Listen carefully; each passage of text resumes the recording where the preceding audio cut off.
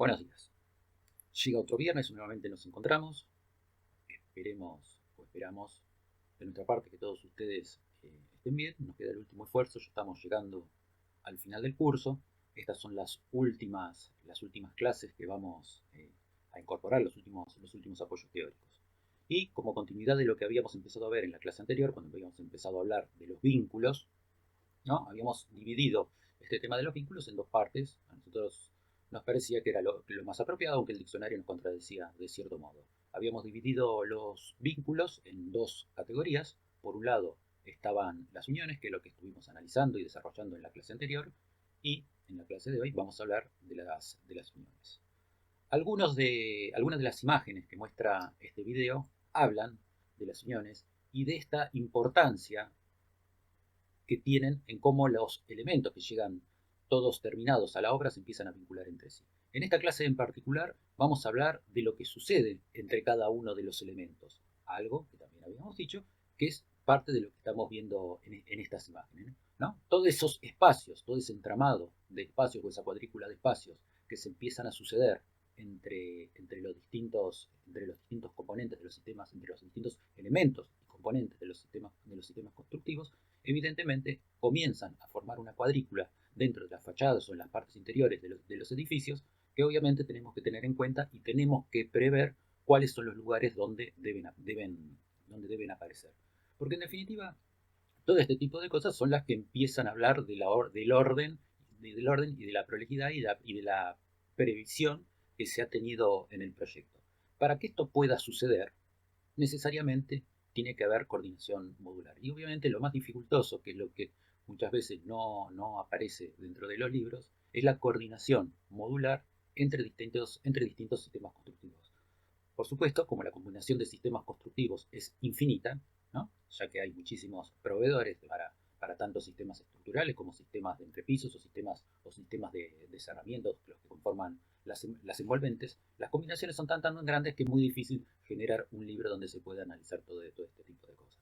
Entonces, nosotros a través de esta clase trataremos de abordar el tema, ¿no? Lo que no implica que este es el único camino para llegar a la solución de los vínculos o a la solución, en este caso, de las juntas, sino que es un punto de vista, es la apertura de un camino para que cada uno, después y del modo que quiera, pueda profundizarlo a través de distintas bibliografías.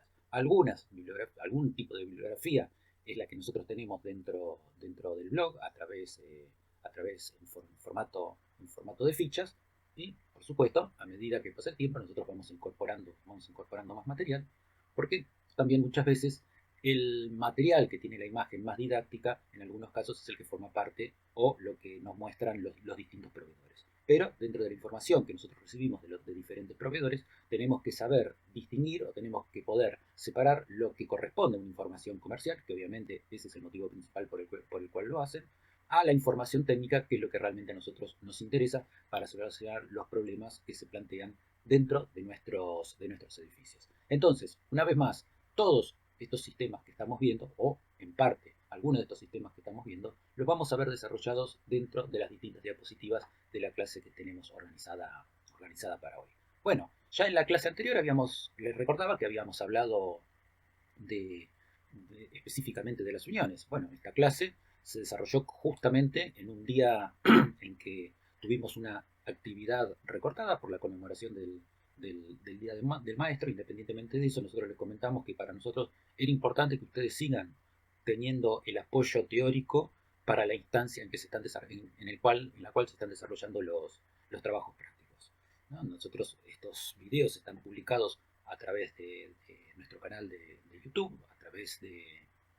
también a través de Aulas Web, que en definitiva es una conexión con el canal de YouTube. Y ustedes saben que los canales de YouTube lo que ofrecen son las métricas. Las métricas lo que indican es el acceso o el tráfico que han tenido cada una de las publicaciones. Lamentablemente el anterior, nosotros es un tema que consideramos central. Recuerden que es el tercer eje del desarrollo del tercer trabajo práctico, es el tercer eje de trabajo en el año. Por lo tanto, es un tema importante. Quienes no pudieron ver la anterior, obviamente será necesario que visualicen las dos clases en conjunto, ¿no? Las clases, como todos ustedes saben, esto no es necesario tal vez recordarlo, si bien para algunos puede ser la duración sea un poco extensa, tampoco es necesario verlas completamente de un tirón, y uno puede ir deteniéndose sobre las partes que le llamaron la atención o sobre las que considera que son más relevantes para el desarrollo del trabajo de cada uno de ustedes. Desde que empezamos el año, nosotros empezamos a hablar de algunas palabras que posiblemente no estaban incorporadas dentro del vocabulario de cada uno de ustedes, ¿no? Y muchas de estas palabras son las que van apareciendo en cada una de estas imágenes o en cada uno de estos carteles. Claro, cuando esto lo vimos a principio de año, es lógico y natural que empiecen a tener o que tengan poco significado, porque no habíamos empezado a hablar sobre todo este lenguaje. Nosotros dijimos que a lo largo del año íbamos a incorporar un nuevo idioma, un nuevo lenguaje dentro de la arquitectura, dentro de la producción de la arquitectura y dentro de la producción prefabricada y dentro de la producción industrializada de la arquitectura. Entonces es un lenguaje técnico necesario que es el que permite expresarnos con la mayor propiedad dentro de todo este modo de producir. Nosotros les pedimos, obviamente, porque este es el lenguaje que en la clase vamos a utilizar, el respetar la nomenclatura y los términos que no son términos propuestos por nosotros, son términos que están decididamente propuestos por las normas. Y las normas, ¿no? Hay normas que son de carácter nacional, pero que tienen una base general que está dada a través de normas internacionales. Entonces, todas esas normas internacionales son las que establecen, obviamente, en cada uno de sus idiomas correspondientes, cada una de estas palabras para referirse al lenguaje técnico de la coordinación modular, de la construcción industrializada y de la construcción prefabricada. A esta altura de los acontecimientos, cada una de estas palabras sí tienen que tener algún tipo de significado para ustedes. Mejor dicho, sí tienen que tener significado para ustedes. Sí son importantes y sí deben estar incorporadas dentro del lenguaje que cada uno de ustedes utiliza para el desarrollo de la actividad. No solo eso, sino que también cada una de estas palabras tiene que estar incluida y referenciada dentro de los trabajos prácticos que ustedes están desarrollando. Porque acá es donde van a encontrar todas las herramientas de la industrialización y de la coordinación modular. Recuerden, traten de utilizar la mayor cantidad de herramientas de la coordinación modular, porque de otro modo es muy difícil aplicar la modulación. Cuando queremos aplicar algún tipo de modulación sobre una grilla cuadriculada, van a ver que es imposible porque algunas cosas se acomodan y otras se van desacomodando. Entonces, por eso, la coordinación modular ofrece una serie de herramientas que son las que permiten hacer la mayor cantidad de ajustes. Recuerden que es muy difícil también llegar a un edificio donde el desperdicio sea nulo, pero sí se puede llegar a un edificio donde los desperdicios o donde los recortes y las pérdidas de materiales obviamente resulten mínimas. Estas imágenes no son muy habituales entre nosotros, la demolición sí es un tema habitual entre nosotros, pero no son de imágenes muy habituales entre nosotros estas que muestran edificios que aparentemente están en buenas condiciones, pero que por algún motivo, por alguna circunstancia, es necesario derribarlos. Aparentemente, cuando uno mira y analiza su aspecto, no piensa en un edificio que ha cumplido con su vida útil y que ya es obsoleto y que ya no tiene sentido hacer ningún tipo de renovación, porque las renovaciones empiezan a ser más caras que el valor residual que va quedando del producto. Pero hay otras circunstancias que son las que pueden llevar a la demolición de un edificio que aparentemente para nosotros todavía sigue siendo usable. Una de esas son los cambios que se van produciendo en las ciudades, ¿no? El cambio de usos, el cambio de funciones, el cambio del entorno, que van transformando, por un lado, no solamente la fisonomía de la ciudad, sino el valor comercial de cada uno de los lotes que están ocupando. Entonces, posiblemente en un terreno de estas características, la normativa permita una construcción de una mayor cantidad de niveles, entonces se reemplaza un edificio por uno que va a multiplicar la superficie del terreno unas cuantas veces más. Bueno, eso es un análisis económico un poco finito, un poco delicado, que no corresponde, obviamente, a nuestra materia, pero que solamente lo dejamos a modo de mención. Pero lo que es interesante de estas imágenes, o lo que vamos viendo en estas imágenes, primero, la utilización de un tipo de maquinarias que tampoco son demasiado comunes dentro de nuestro medio. Pero lo más importante de todo esto, que todo este edificio, ¿no? Todo este edificio que aparentemente era utilizable, se transforma en una montaña amorfa de desperdicios. Una montaña amorfa de desperdicios donde hay plásticos, donde hay metales, donde hay vidrios, donde hay cerámicos, donde hay hormigón, donde hay acero. Todo, todo y cada uno de los materiales que conformaban y que formaban parte de ese edificio. Y bueno, y este edificio de a poco se empieza a transformar en esa montaña para dar lugar y para dar paso a lo que más adelante va a ser directamente un terreno vacío como para empezar nuevamente con la función o con la construcción de otro edificio que por sus características o como decíamos por algún tipo de variación en el uso en el uso del suelo o algún tipo de cambio dentro de las reglamentaciones del municipio donde se encuentra este edificio, habilite a la construcción o a la edificación de construcciones diferentes o inclusive de diferentes tipos de funciones como para justificar, ¿no?, la demolición esta que en este momento estamos viendo. Hace un tiempo yo les había mostrado un video que era muy interesante, que en realidad era un video bastante popular que aparecía en internet y hablaba de la construcción de un edificio. 30 pisos en 15 días. Claro, con un título de estas características era no menos que llamativo e increíble y apuntado obviamente con un título de estas características también a un público general. Acá hay dos videos que son iguales porque son idénticos. Lo que sucede es que uno va de adelante desde el principio a fin y el de abajo va desde el fin hacia el principio. Con lo que en algún punto, promediando el desarrollo del video, se van a encontrar y van a estar exactamente en el mismo momento. Pero, como lo habíamos observado y lo habíamos visto anteriormente, es muy interesante el modo de producción de este tipo de edificios. Ya habíamos hablado que acá hay un error dentro del lenguaje o dentro de la expresión que habla de construir, porque hay una serie de procesos anteriores que se han desarrollado y son los que hacen posible la materialización de este edificio en 15 días. Y habíamos dicho, ¿no?, que este proceso de construcción lo dividíamos en dos partes. Por un lado, en tres pasos. El de diseño, el de fabricación, diseño y posterior fabricación, y por último, el momento del montaje, que esto sí podría ser ejecutado con estos plazos. Pero después en los costados me detuve en algunas escenas que, cuando uno va mirando el video, pasan un poco desapercibidas, pero sí que son bastante curiosas o bastante interesantes, porque en este caso en particular el proceso de construcción, claro, se lleva hasta, hasta la máxima expresión, porque si ustedes pueden ver en las imágenes que están en los laterales, ven que la obra húmeda también es prefabricada, cosa que antes no habíamos conversado, cosas de las que no habíamos hablado. Entonces toda la obra húmeda, que muchas veces es la más informal, acá se ejecuta de un modo prefabricado. Porque lo que estamos viendo en las imágenes es la colocación de pisos. Entonces, en este tipo de organización, primero presten atención no solamente a la tarea, sino al entorno en que estas tareas se están desarrollando. Y en comparación a cómo estas tareas podrían desarrollarse dentro de la obra tradicional. Dentro de la obra tradicional debería ser en un ámbito desprotegido, dependiendo del estado de avance que tenga la construcción. En cambio, acá, en este caso, dentro de un galpón, dentro de una producción industrializada, ¿no?, se va armando todos los paneles, inclusive, en este caso, lo que mencionábamos recién, hasta la colocación de los pisos.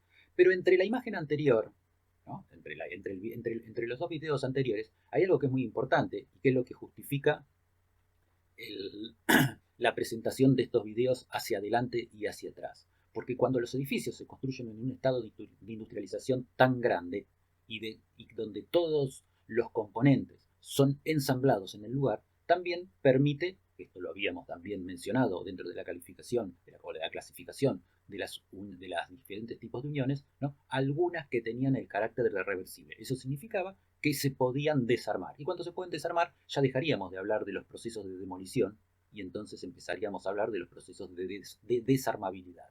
Entonces, pensar en la desarmabilidad de la arquitectura, obviamente, es una instancia muy superior. Esta imagen, ¿no?, trata de ser bastante gráfica en relación a la huella de carbono de los distintos países, ¿no? Entonces muestra dos huellas que son distintas, pero claro, tienen una representación diferente y permite entender, en cierto modo, el interés de los actores principales que intervienen en este tema, podríamos decir, en este inconveniente, ¿no? Vemos, obviamente, los países que tienen un mayor impacto dentro de lo que es la generación de la huella de carbono, obviamente, Estados Unidos entre los principales, ven que es el talón, los dos puntos de apoyo del pie están entre los Estados Unidos y China.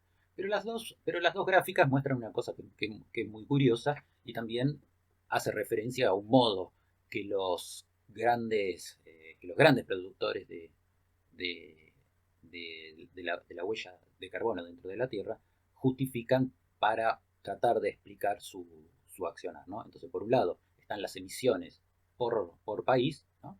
La huella de la izquierda, y la huella de la derecha, las emisiones por habitantes. Entonces, claro, Estados Unidos dice, bueno, nuestras emisiones son importantes o son relativamente importantes. Cuando llegamos a un país como China, donde todos sabemos que tiene una gran población, se puede relativizar muchísimo más. Porque si nosotros necesitamos producir más, porque somos mucho más, pero si esto lo vemos en relación a la cantidad que nosotros somos, la relación empieza a ser esta, ¿no? Entonces, cada uno, tanto los Estados Unidos como China, aparentemente no entran entre los principales o no entrarían entre los principales productores cuando el problema lo empezamos a analizar por cabeza o por cada uno de los habitantes. Lo mismo pasa con la India, ¿no? Un gran productor, pero insignificante, o muy pequeño, no insignificante, creo que no hay ningún caso insignificante, pero muy pequeño cuando lo relacionamos con las emisiones por habitante, ¿no? Lo mismo el caso de Rusia, se empareja un poco más, pero bueno, son los casos fundamentales o los casos más importantes, ¿no? Aquí estamos nosotros, resaltado el caso de Argentina, si bien no somos de los grandes, no estamos entre los grandes productores, tampoco, cuando esto lo analizamos por habitante, tampoco sucede, ¿no? Pero ahora, si hacemos el análisis inverso, ¿de quiénes son los que por cápita tienen una mayor producción y qué incidencia tienen sobre la producción mundial? Claro, Gibraltar, ¿no? Lugares muy poco habitados, vean cuál es el índice o cuál es en la escala gráfica, ¿no? La producción a nivel mundial y la incidencia por habitantes. Las Islas Vírgenes, Qatar. Pero bueno, vieron que si empezamos a ver desde distintos puntos de vista, aparentemente se pueden apreciar cosas diferentes o quien está interesado en mostrar algo que sea diferente. La matriz energética de un país, en este caso nosotros vamos a mirar la matriz energética argentina, es el modo en el cual los países se abastecen de energía, ¿no? Muchos países producen toda la energía que consumen y hay otros países que necesitan de la energía sobrante de otros países para poder funcionar, ¿no? Esto también lo tenemos bastante presente porque en nuestro país ha pasado de ser exportador energético a ser importador energético, a ser nuevamente exportador energético, a ser nuevamente importador energético, ¿no? Esto es muy importante porque lo que está determinando este tipo de cosas es la independencia energética. Entonces, cualquier región podría tener el dispositivo más sofisticado, que sin la energía que lo active termina siendo inútil. Y bueno, nuestra matriz energética, acá lo acabamos viendo, de acuerdo a los colores, si bien es algo que en los últimos años, no solamente en Argentina, sino en todo el mundo, ha cambiado, esencialmente se abastece de recursos finitos, ¿no? Entonces, hacer recursos finitos, cada vez va a haber menos, y no solamente va a haber menos, sino que, como sucede en cualquier economía de mercado, cuando hay más demanda que oferta de cualquier producto, ese producto automáticamente aumenta de precio.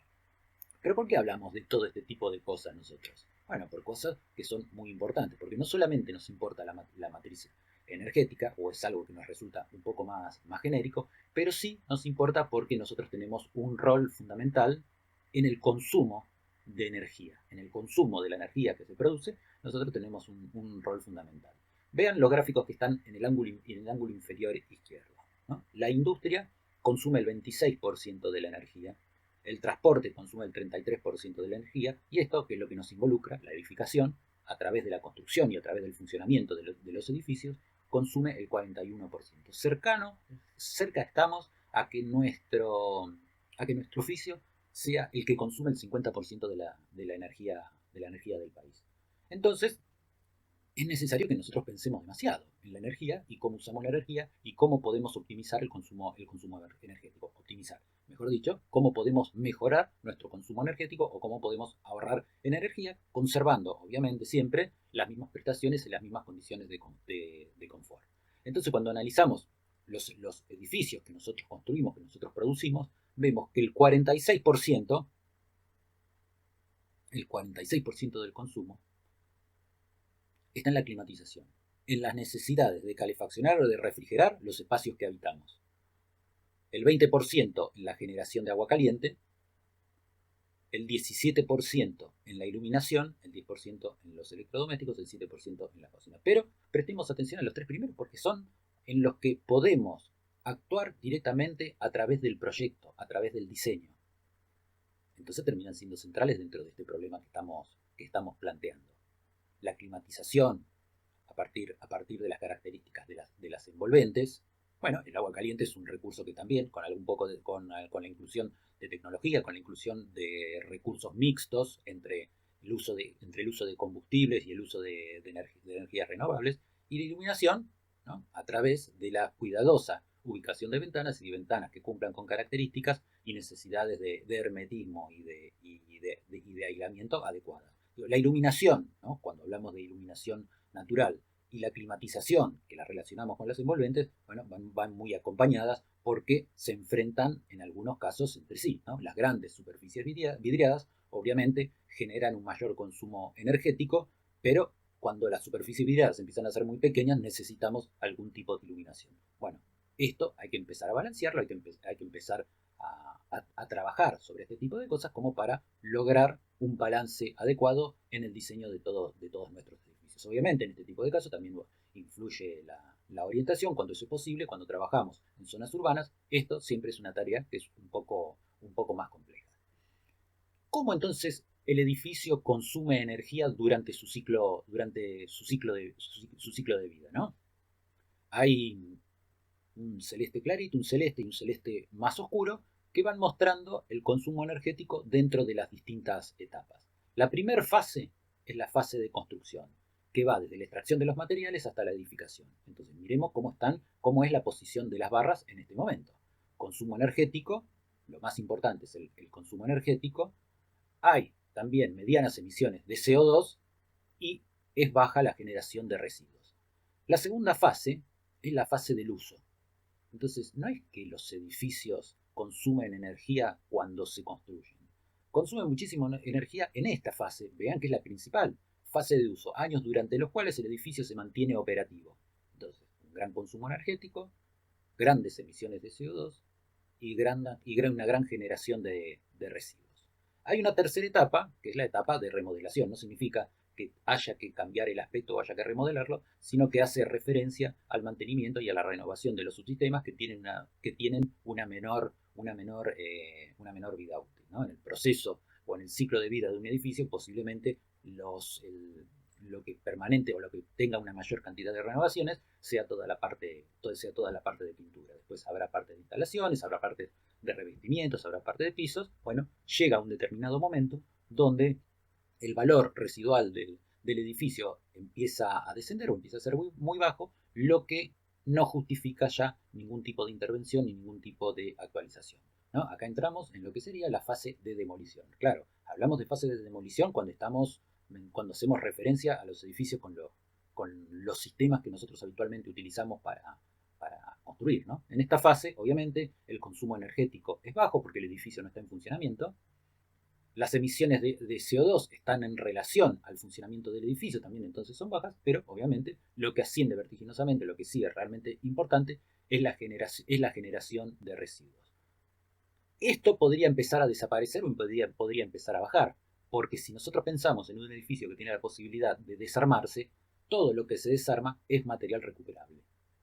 Ya no es una demolición, ya no es un material de desperdicio. Es algo que se recupera, que se puede reutilizar, que se puede reclasificar y se puede volver a introducir nuevamente en otra construcción. Bueno, por acá anduvimos, ¿no? Y habíamos hablado de esta línea horizontal que dividía, por un lado, los vínculos que tenían características estructurales y los que no tenían características estructurales.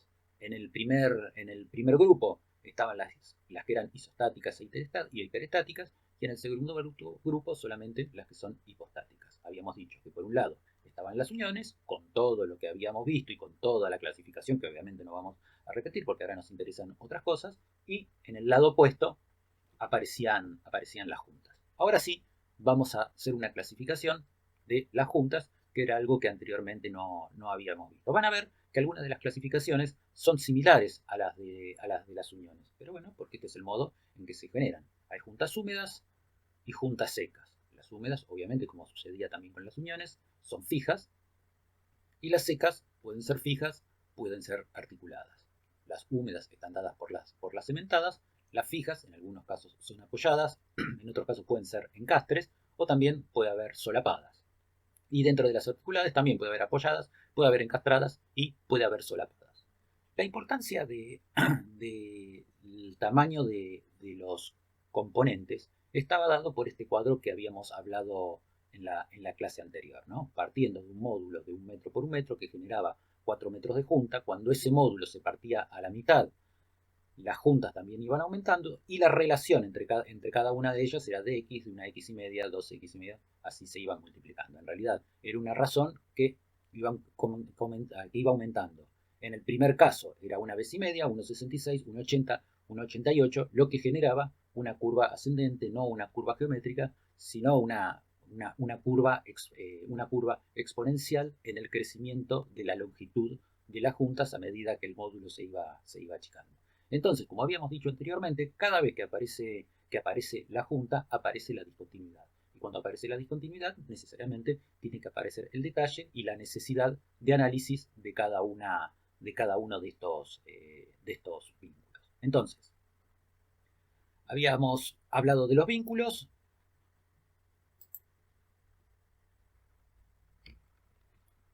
Habíamos hablado de uniones y de juntas. Habíamos hablado también de esta controversia entre lo que decía el diccionario, ¿no? Juntar, unir, juntar. Pero vamos a ver de un modo un poco más específico de qué hablamos cuando hablamos de junta. Para nosotros la junta es el espacio comprendido entre materiales, elementos, conjuntos funcionales o componentes de la construcción. Todo esto que acabamos de mencionar forma parte de nuestro lenguaje técnico, ¿no? Entonces, cada uno de ustedes en esta instancia debería reconocer la diferencia entre cada una de estas opciones con las que estamos hablando. Mayoritariamente, las juntas aparecen en nuestras envolventes o nos preocupan bastante en las envolventes. Vamos a ver que no solamente aparecen en las envolventes, sino que en otros sectores de los edificios también aparecen y es necesario resolverlas. Resolver una junta no implica esconderla, sino más bien todo lo contrario, porque es la discontinuidad entre dos elementos contiguos.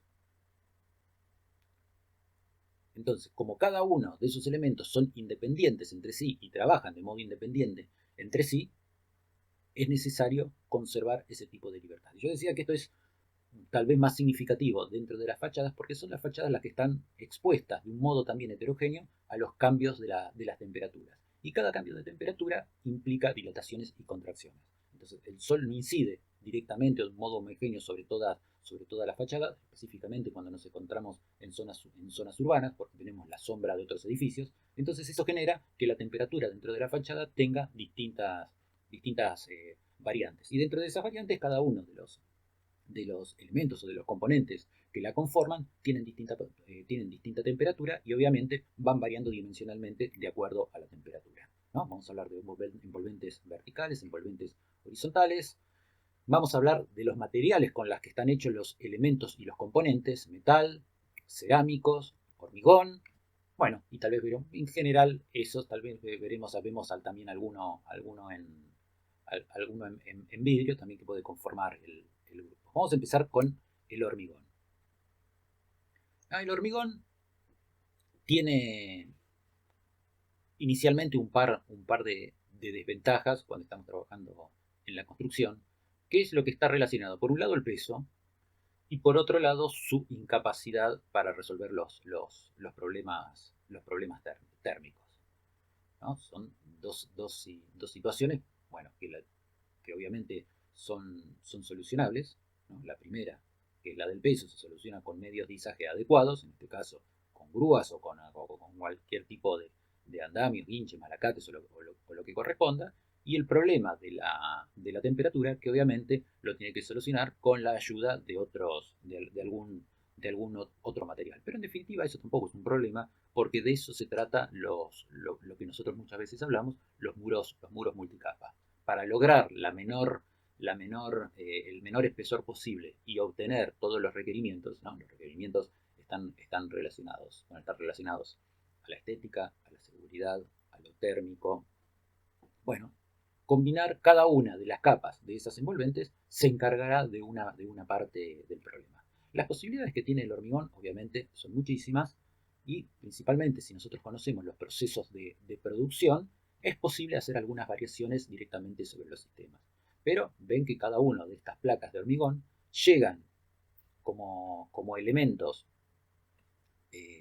como elementos terminados, entonces es inevitable que existan las juntas entre cada uno de estos elementos. Entonces estas juntas, que no se pueden esconder ni tampoco tiene sentido esconder, forman parte del diseño. Ven que cuando llegamos al extremo incluso hay una situación bastante delicada que está dada por el corte en inglete. Esto significa que hay dos placas que sirven para el encuentro en la esquina y que están cortadas de un modo en chanfle a 45 grados para que se pueda dar o para generar en sí un encuentro de mayor calidad. También tiene muchas ventajas, obviamente, desde lo estético, ante la posibilidad de incorporar distintos tipos de texturas, ¿no? Esas texturas pueden generar, ante la iluminación del sol rasante específicamente, algunos efectos que para los distintos procesos de diseño pueden ser interesantes. Pero vean que nuevamente aparece la junta, ¿no? Y la junta y la posición de la junta en un lugar estratégico que está marcando, ¿no?, la diferencia entre los distintos niveles. En este caso, porque se escogió un tipo de placa que lo que permite es ir desde nivel a nivel, o sea, una placa que tendrá 270, 280, 290, dependiendo de lo que sea la altura entre nivel de piso terminado y piso terminado. En algunos casos se pueden inclusive se puede hacer algún tipo de efecto, algún tipo de impresión con relieve sobre el hormigón.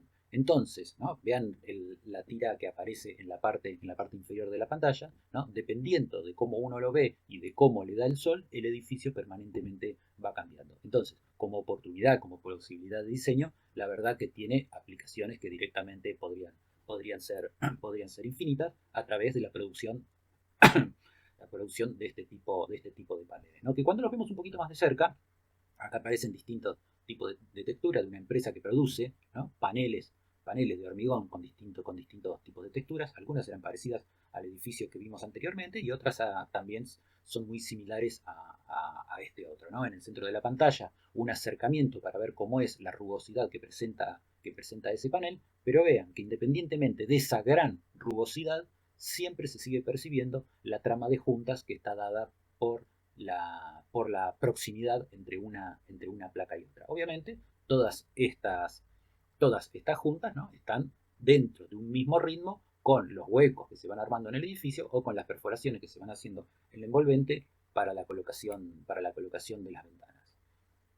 En algunos otros casos hay otro tipo de placas que también son de cementos, pero con algún otro tipo de agregado, como fibras minerales, le otorgan una gran resistencia, algún tipo de flexibilidad, de modo tal que se puedan construir en espesores muy delgados y son realmente un revestimiento, ¿no? Cuando miramos estos casos en particular, ¿no?, hay deliberadamente una búsqueda de romper con la continuidad o con el tipo o con la cuadrícula que podría generar la utilización de este tipo de placas dentro de una fachada.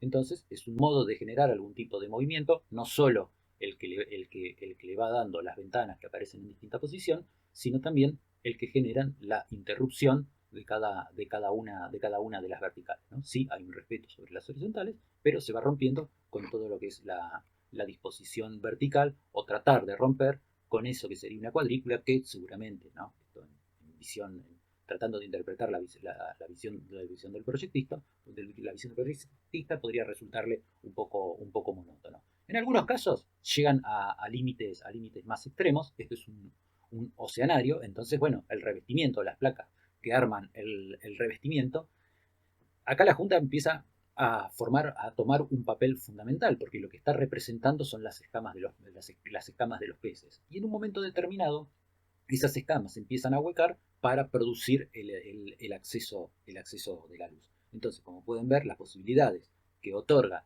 el hormigón para revestimientos y para cerramientos es realmente importante. Cuando hablamos de cerámico, obviamente lo primero que nos viene a la mente son los ladrillos huecos. Y está bien, es eso, son ladrillos huecos.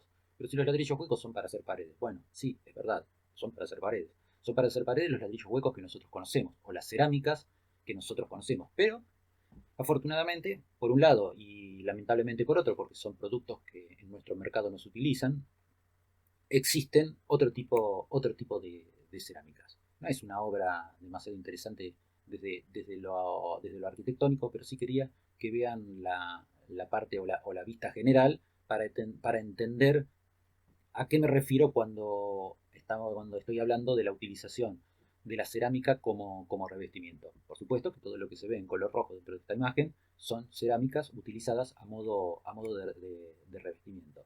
Pero son cerámicas bastante particulares, son cerámicas bastante especiales, porque como pueden ver, tienen dimensiones bastante grandes y un espesor que es muy muy reducido, y una situación bastante particular en la parte superior y otra en la parte inferior.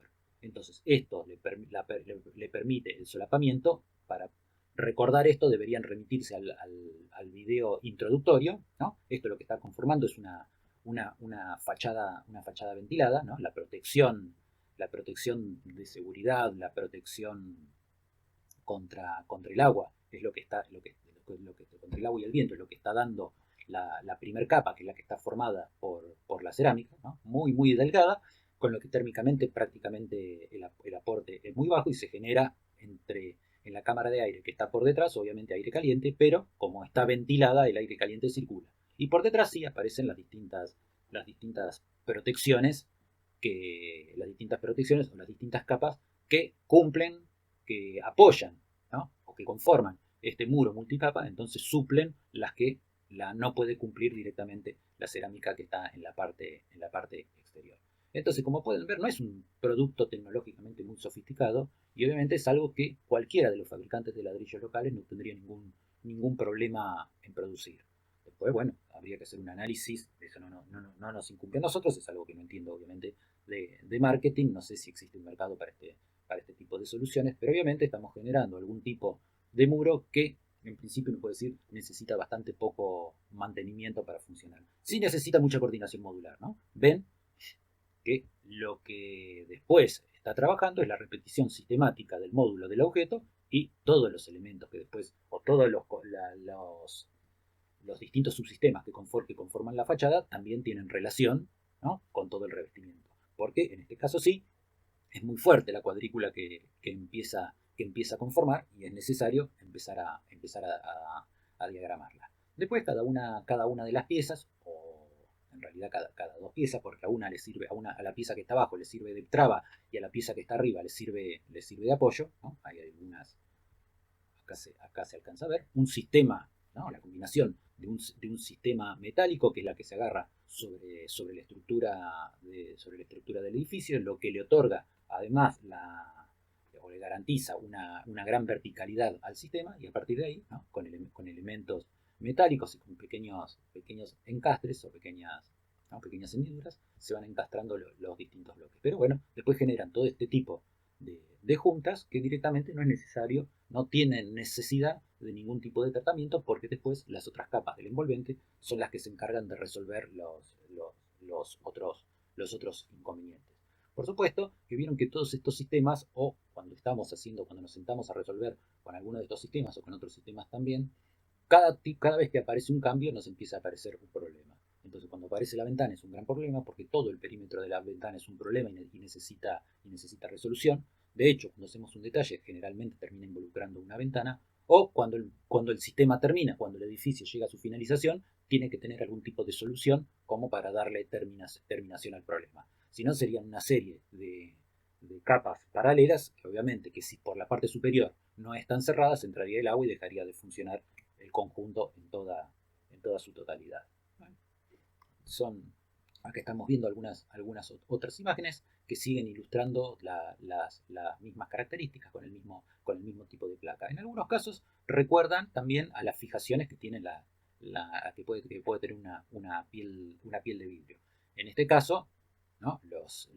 El cerramiento, que es la pieza cerámica, es bastante más chica que lo que son las piezas que habitualmente se utilizan para la piel de vidrio, ¿no? También existe una gran variedad en todo este sistema, con lo que se puede generar un montón de situaciones constructivas, un montón de situaciones arquitectónicas para generar el aspecto del edificio. Desde las texturas, como habíamos visto directamente también con los paneles de hormigón, desde los colores, la posibilidad del agregado de color, la posibilidad de la perforación. Bueno, creo que aparecen un montón de opciones que son las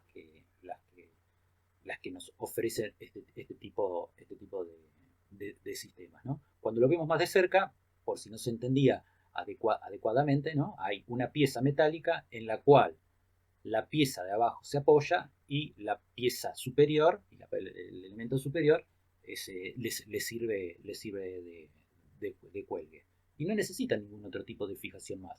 Quedan directamente apoyadas, con lo que podríamos decir que son soluciones hipostáticas, y bueno, y se van generando, claro, a ver, el mouse, ¿no? Esto es lo que viene a conformar el entramado horizontal, y la proximidad entre las placas puede llegar a conformar un conjunto de líneas verticales que obviamente empiezan a ser más delgadas. Como verán, hay muchísimas variaciones más y piezas para distintos tipos de situaciones, ¿no? Es necesario producir el cierre en la parte superior, es necesario producir algún tipo de, solución para las esquinas, ¿no? Las esquinas que siempre son tan complejas y que no tienen solución. Digo, con esto vamos fenómeno. Cuando tenemos que ir derecho, dice, ¿y cómo pego la vuelta con este tipo de sistemas? Bueno, empiezan a aparecer sistemas para las esquinas, sistemas para generar cornisas y bueno, otra variedad un poco más amplia de distintos tipos de placas, ¿no? Nuevamente, el detalle con la vista de la fijación. Obviamente, cuando aparece un muro de estas características, no es necesario la aparición de esto, ¿no? Que forma parte de la tradición más antigua. Después vamos a ver cómo hay una imagen, ¿no? Donde un edificio sí de estas características recibe un sistema más de estas características y vamos a ver cuál es el motivo por el cual eso sucede, ¿no? Distintos tipos de terminaciones. Acá hay algunas imágenes que si uno no las mira con detenimiento no se terminan de entender del todo, ¿no?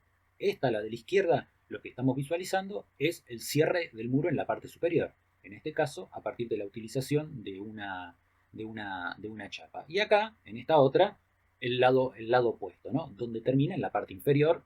En este caso todavía queda el basamento del edificio, pero bueno, también hay una aplicación de una resolución diferencial para producir la finalización del revestimiento o cómo ese revestimiento llega a la parte inferior. Yo les había dicho, lo dificultoso muchas veces son las esquinas, entonces siempre aparecen distintos tipos de soluciones para las esquinas. Hoy habíamos visto una que era más de estas características, que era la de tener a través de un corte en inglete el encuentro en una arista, ¿no? Si no queda el encuentro o de una cara o de otra, o la posibilidad de generar un ángulo entrante a partir de la colocación de un elemento metálico, este perfil en forma de cruz, que lo que hace sobre una de las aletas recibe al revestimiento que viene de este lado y sobre otra de las aletas al revestimiento que viene desde este otro lado, ¿no? Pero vean, siempre, ¿no? Coincide la junta con la ventana. Pasan un montón y nuevamente acá coincide la junta con la ventana. Todos los lugares de tensión, nuevamente, la junta coincide con la jamba de la ventana.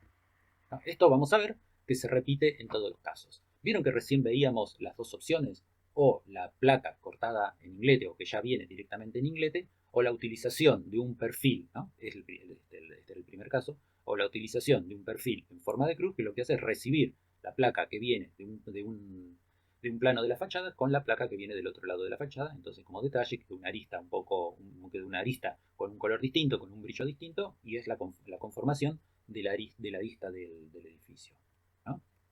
Había dicho, cuando aparece la ventana aparece el problema.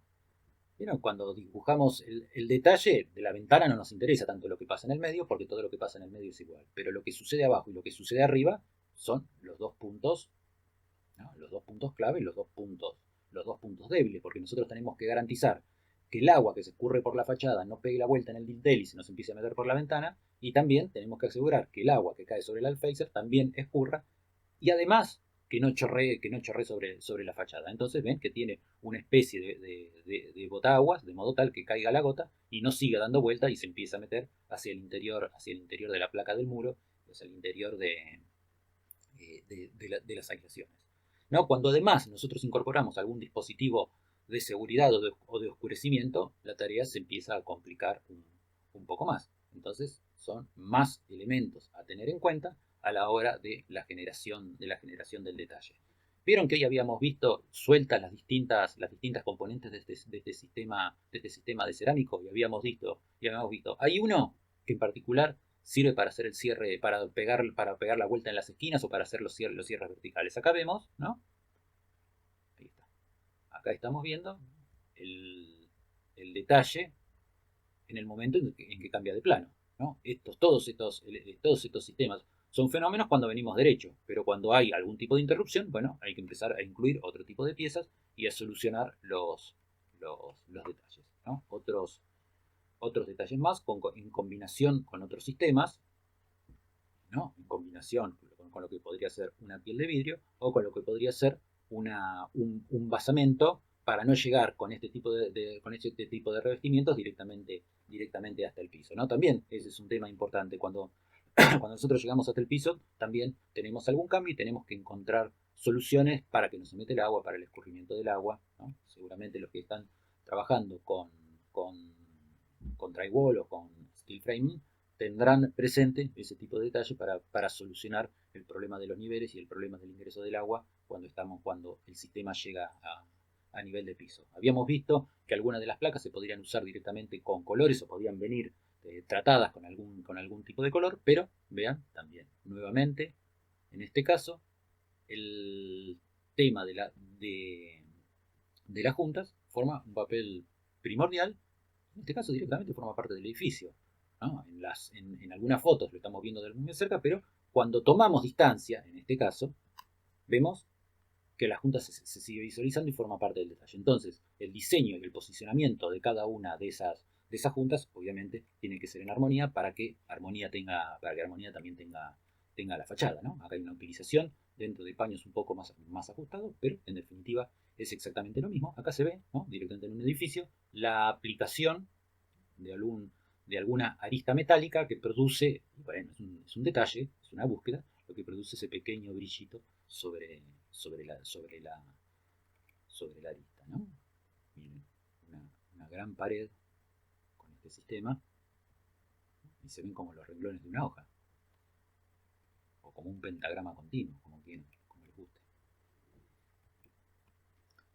En metal también hay muchísimas posibilidades y pasa algo similar como las otras. Necesitan también del aporte de otras capas como para cumplir la función de la envolvente. Acá hay un poco una mayor variedad porque es posible la fabricación en distintas dimensiones y eso también permite jugar, por un lado, con paños más grandes, o sea, una menor cantidad de juntas, o ir cambiando los ritmos para generar distintos tipos de efectos con ese sistema. O, en el caso extremo, resaltarlo a través de la variación de colores de cada una de las placas de revestimiento. O sea, no solo hay por detrás de eso una trama desordenada, ¿no? Pero que tiene el orden del desorden, sino que además incorpora el color.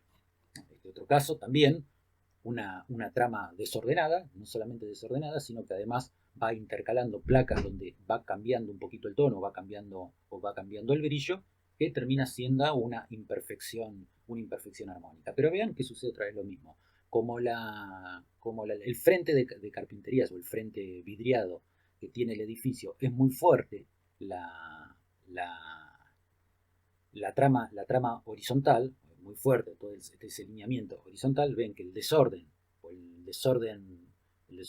provocado aparece solamente sobre las verticales, pero sobre las horizontales se va continuando el mandato o la guía que propone el sistema de carpinterías. Las variaciones que se pueden realizar, obviamente, son infinitas y están limitadas solamente por la creatividad de quien las esté usando. Porque no solamente hay una posibilidad de una producción estándar, sino que además hay un ajuste que se puede hacer o un pedido que se puede hacer con dimensiones particulares para generar otro tipo de combinaciones.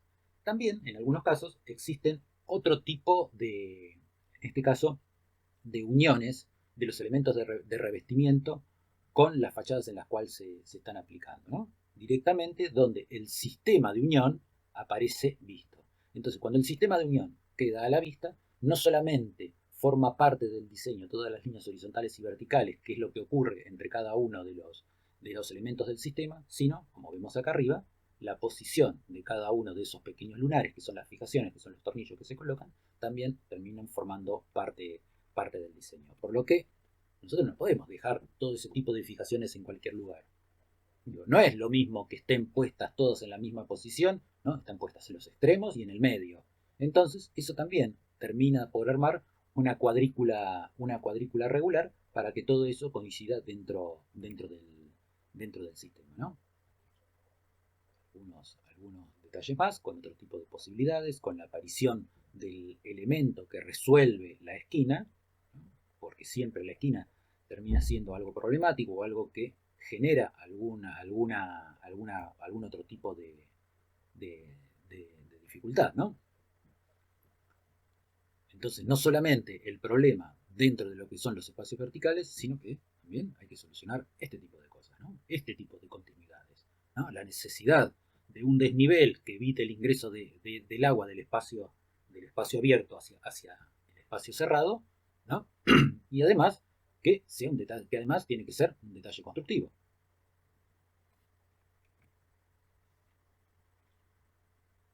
La aplicación también, ven que la aplicación de este tipo de paneles está muy emparentado a alguno de los otros que ya habíamos visto. En vez de tener ganchos, tiene rieles, en algún caso podrá tener alguna semejanza con los sistemas de fijación del steel framing, pero bueno, acá son placas que no tienen, que la única función que cumplen es la de producir un cerramiento y obviamente la protección entre el interior y el exterior del edificio, ¿no? Como ya habíamos dicho, los puntos delicados donde aparecen las entrantes y las salientes. Y otros casos, cuando a través de los metales generamos un revestimiento para una columna para que tenga una apariencia diferente a través del curvado de chapas o a través del doblado o a través, sí, son curvados y plegados con distintos tipos, con diferentes tipos de chapas. En estos casos, sí, porque es necesario, porque lo requerirá el sistema, porque por detrás no hay nadie que pueda suplir el problema, aparecen las juntas selladas para evitar el ingreso de agua o el ingreso de cualquier tipo de cosa. Entonces yo les había hablado hace un ratito que era esto que íbamos a ver, cuando este tipo de sistemas se empiezan a aplicar sobre otro tipo de sistemas constructivos, ¿no? Sobre sistemas constructivos de otra época. Y esto no consiste solamente en una modernización o una tarea de embellecimiento de algún edificio existente, porque para eso hay un montón de caminos para lograrlo, pero sí hay una cosa que es muy importante, que esto sí es una rehabilitación energética, ¿no? Edificios que no cumplían con los estándares y que obviamente tenían un consumo elevado de energía y ante el aumento del costo de energía, es mejor o es lo más adecuado mejorar las envolventes, proponer un cambio en las envolventes, una mejora en las envolventes para asimismo generar un mayor ahorro energético. Muchas veces ese ahorro energético termina por amortizar el gasto que se ha hecho sobre las fachadas. Sobre el metal hay un montón de tratamientos, ¿no? También existe la posibilidad de perforarlos, que da también, obviamente, un montón de posibilidades. ¿Ven? Las fijaciones que habíamos visto y que también se veían en el video de presentación, en el video de inicio, tenían ciertas cosas que estaban emparentadas con esto, ¿no? Otra vez, a través de ranuras, se van vinculando, se van generando, ¿no? Hay un sistema de piezas en forma de pi, que son estas, pi por la letra pi, ¿no? Que parece una letra pi, que entre las dos chapas alojan la montante, una montante especial que está relacionada al sistema, que está relacionada a recibir este tipo de sistemas metálicos, ¿no? Nuevamente, un recubrimiento estético muy delgado, pero por detrás aparece, en este caso particular, la espuma de poliuretano como el aislante térmico. Entonces, cada una de las capas empieza a cumplir su función específica, que no es más que esto que habíamos hablado más temprano, ¿no? Una primer capa más dura, ¿no? Que es la que le da la terminación al edificio, la que le da una mayor seguridad, todo un sistema de fijaciones, el sistema de aislaciones y el revestimiento interior, que no necesariamente tiene por qué ser justamente una pared convencional.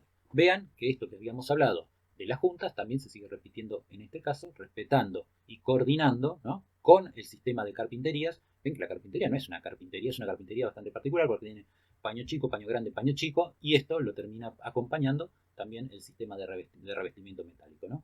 Paño chico, paño grande, paño chico, ¿no? En el corte total, en un corte más amplio de un edificio, en la utilización de estos sistemas. En general, lo que te pasa con los sistemas metálicos, específicamente los que están formados por chapas de aluminio, son muy resistentes a la intemperie, pero obviamente son muy poco resistentes a cualquier acto de vandalismo. Entonces, cuando están a la altura peatonal, bueno, para evitar ese tipo de cosas, muchas veces se recurre a algún tipo, a un material diferente, a una placa diferente, o algún tipo de revestimiento diferente para evitar todos esos inconvenientes. No solamente desde el grafiti, sino de la posibilidad de rayado, que no lo hace muy recuperable porque el aluminio es un metal blando y cualquier raya después no se puede solucionar, no se puede mejorar, ¿no? Acá veíamos un caso donde se combinan dos sistemas diferentes, ¿no? Para el basamento, un sistema más del tipo de bloques premorleados que van armando una pared de este aspecto. Aparece también, otra vez, algo que soluciona la esquina para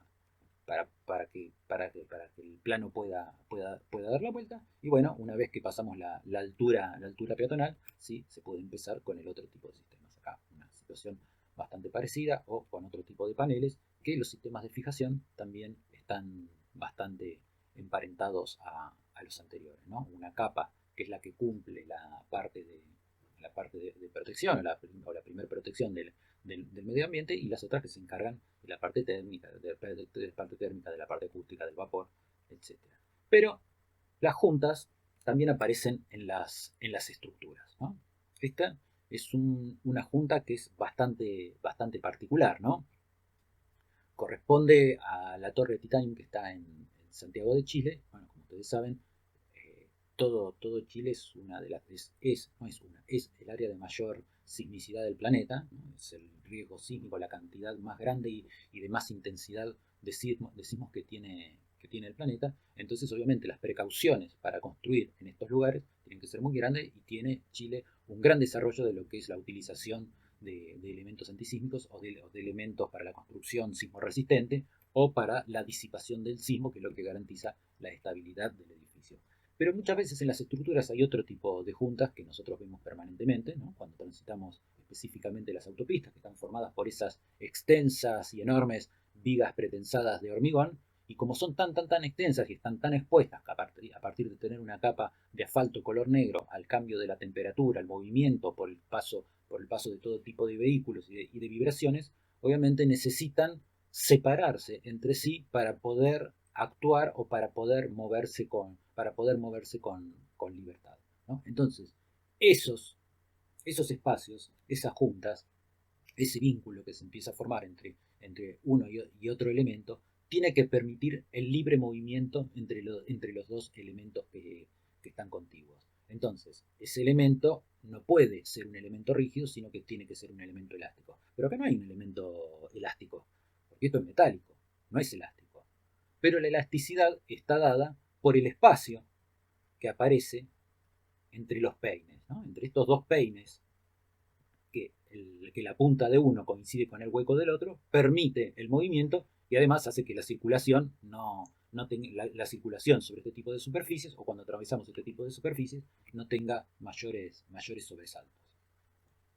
Si lo vemos un poco más en detalle, con distintos tipos de soluciones, ahí están, pero la junta es algo que necesariamente no se puede esconder, ¿no? Si tratamos de esconder la junta por detrás del revoque, lo más probable es que el edificio al poco tiempo nos recuerde que detrás de ese revoque había una junta y que nosotros tratamos de olvidar. Y esa demostración aparece a través de la rajadura, porque el hecho de que nosotros ocultemos una junta no implica que esa junta no funcione. La junta está ahí porque necesita funcionar. Entonces, lo que debe hacer la junta es desconectar las dos partes continuas. Entonces, lo que vemos en los pisos, ¿no? En las autopistas es este detalle y es este detalle, y lo que muchas veces vemos posteriormente en la arquitectura son más soluciones de este tipo, ¿no? Que no solamente hay que materializarlas en el piso, sino que hay que materializarla en las paredes, y también hay que materializarla en los hilos rasos. Entonces hay que pensarlas y hay que diseñarlas, porque también cambia la continuidad y cambia el ritmo de los espacios interiores, ¿no? Hay dos modos de materializarlas: o a través del elemento flexible, del elemento elástico, como es este caso, ¿no? Al ser un lugar que tiene un tránsito limitado, no existe ningún tipo de problema, no es esto, o a través o a través de cortar la continuidad, ¿no? Como este caso, que aparenta la continuidad, pero acá hay una continuidad que no existe, ¿no? Porque cuando se producen los movimientos de una parte por sobre otra, lo único que hace es que una parte de esta junta se deslice por sobre la otra, ¿no? Son piezas que directamente están diseñadas para este tipo de cosas. Si no, miren cualquiera de estos detalles. Van a ver que el aspecto es de continuidad, o sea, la continuidad está dada solamente en el elemento elástico, pero después no hay continuidad. Después, en todos los elementos metálicos, ¿no? Acá hay un elemento metálico y acá hay un elemento metálico, no se conectan entre sí porque este otro aparato que está acá está suelto. Entonces esto puede deslizarse por debajo. Entonces nunca aparece la continuidad, ¿no? Acá hay otra situación para el caso de los pisos. Ven que tampoco aparece la junta y no hay continuidad. Acá no hay continuidad, acá no hay continuidad. Esto se está resolviendo de este modo. Este lado y este lado, dependiendo de lo que sucede en el edificio, se pueden deslizar y tienen este espacio para el deslizamiento. El aspecto después es algo de este tipo, ¿no? Y algunas que son tal vez más domésticas o que vemos más cotidianamente, ¿no? Las juntas para dar a distintos tipos de pisos, ¿no? Una muy sencilla en este caso, directamente a través de una virola de goma, o estas que combinan el metal y la goma, estas otras, estas, ¿no? Este tipo, y cuando aparece la junta, necesariamente se tiene que repetir en todos los planos donde la junta apareció, ¿no? El elemento elástico, otra vez, el elemento rígido combinado con el elemento elástico. En definitiva, hay dos elementos rígidos que para lo único que sirven es para encastrar el elemento elástico, ¿no? Acá pasa lo mismo, acá pasa lo mismo, acá pasa algo parecido, ¿no? Y con distintos tipos de diseño van apareciendo distintos tipos de soluciones. Y cuando estamos armando las impermeabilizaciones también sucede lo mismo, ¿no? Porque si nosotros no contemplamos la dilatación y la contracción cuando estamos armando las impermeabilizaciones, estas también van a trabajar, se van a romper si no tienen la posibilidad o si no tienen el huelgo necesario para extenderse o para comprimirse, también se va a producir la rotura de las mismas. Entonces, cada vez que aparece una discontinuidad, cada vez que aparece una unión que además genera una junta, es necesario, ¿no? Algún tipo de soluciones de este tipo, de estas características, ¿no? Lo que está haciendo esta membrana es formar la parte elástica. Ven que después no hay ninguna que continúa de un lado al otro. Se empiezan a solapar las de un lado y las del otro para poder formar el espacio, ¿no?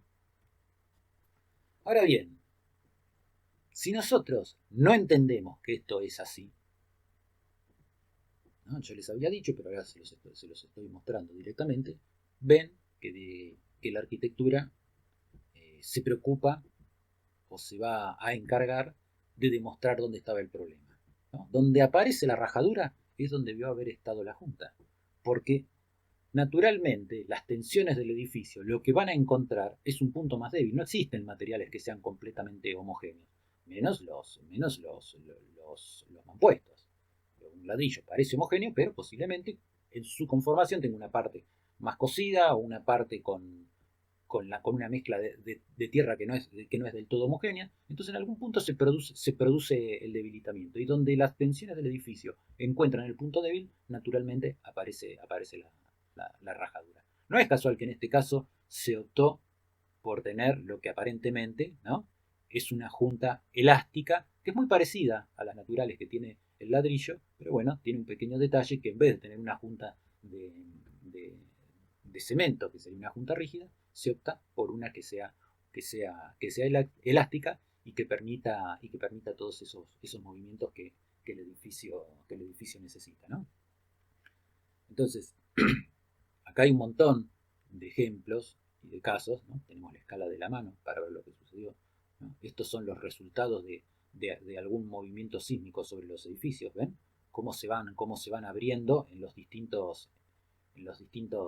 de acuerdo a los distintos puntos de tensión, donde aparecen los debilitamientos, los ángulos de las ventanas, cuando perforamos esos muros de, esas envolventes de muros de ladrillos portantes, ¿no? Lo que puede llegar a ser directamente sobre las vías del ferrocarril.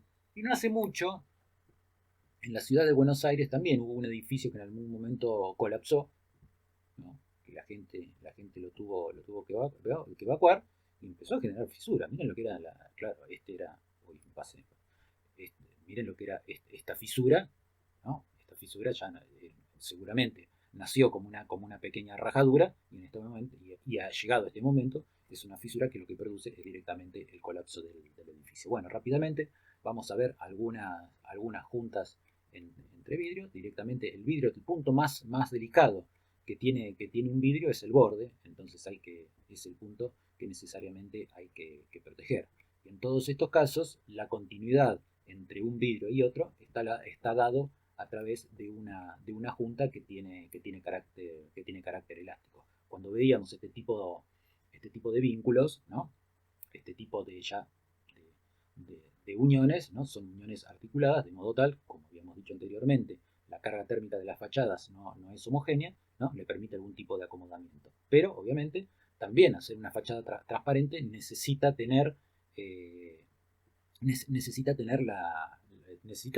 ser hermética. Entonces, cada una de estas juntas, que también van a formar parte de un cuadriculado, ¿no?, necesariamente tienen que estar selladas entre sí.